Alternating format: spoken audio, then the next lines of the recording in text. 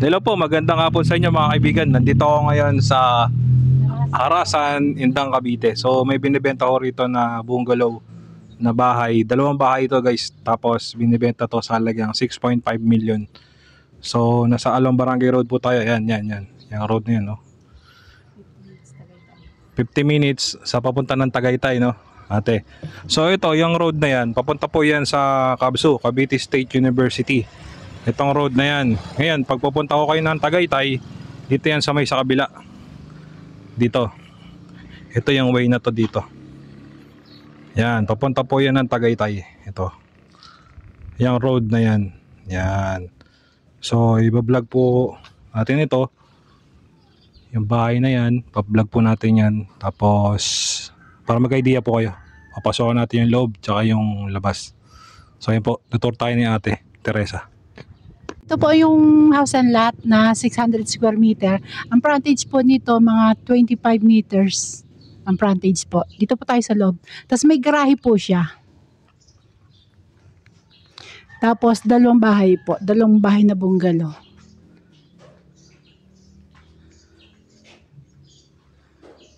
Tapos sa likod niyan, pwede pa ako kayong magtanim.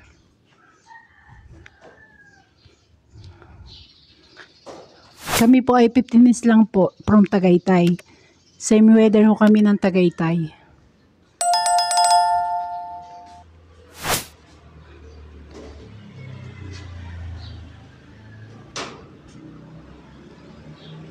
So, papasok na tayo guys, no? Sa loob. Yan. Kasama na yung gamit, no? Hindi. Hindi kasama ang gamit sa bentahan. Yan. Ito yung pinaka ano. Hoy. Ayan. Oo.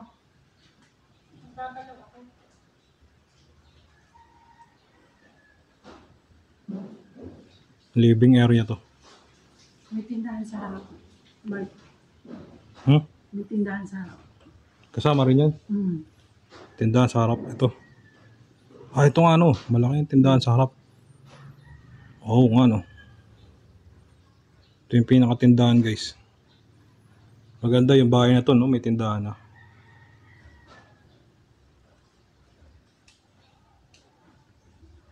Kasi along ano siya eh. Along Barangay Road siya eh. Ilang kwarto to te? Dalawang kwarto? Gandang kwarto ito kasi. Si tatay. Tulog si tatay.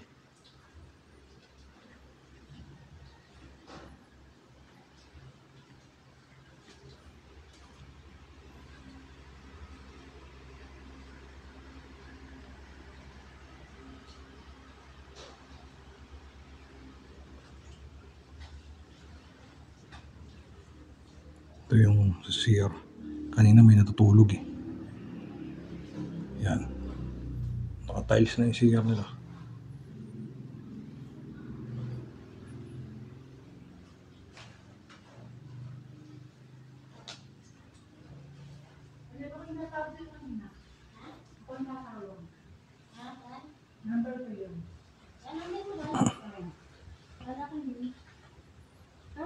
Ang ganda ng kusina nila, ano? Magandang cabinet. Glass yung ano niya, no?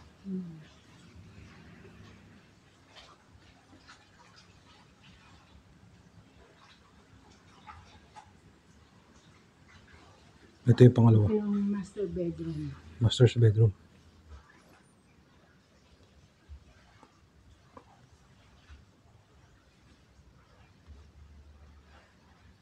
May aircon, no? Split type.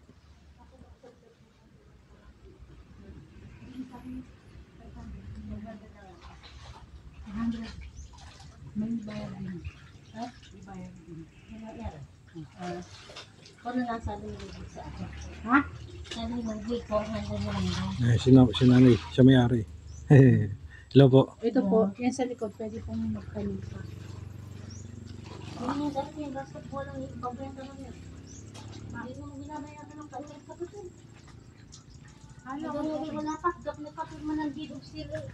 Wala pang baril. Malaki pa yung sukat niya, no? Kasi 600 square meter eh. Ang dami nga, oh. Pwede pa siyang pagtanamnan.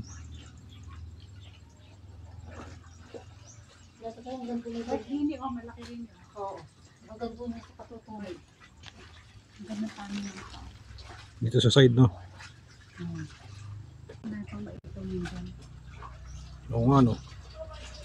Malaki talaga ang 600 square meter. Oh. Higit to eh. Higit 600 ano? Higit 600. Square meter. Oo. Ano yun, Mag? Sa labas lang.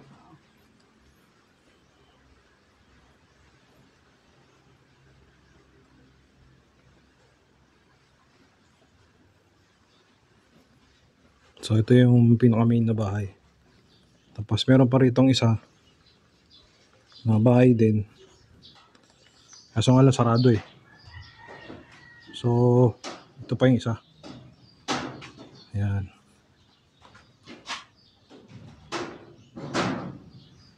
Maganda siya kasi ano yun. Along Barangay Road, no? Ate, no? Accessible tong ano, itong mismong property. Guys, ang papel pala nito guys is tax deck, no? Tax declaration. Pero nagbabayad naman sila ng pamilyar sa ano, munisipyo. Yan.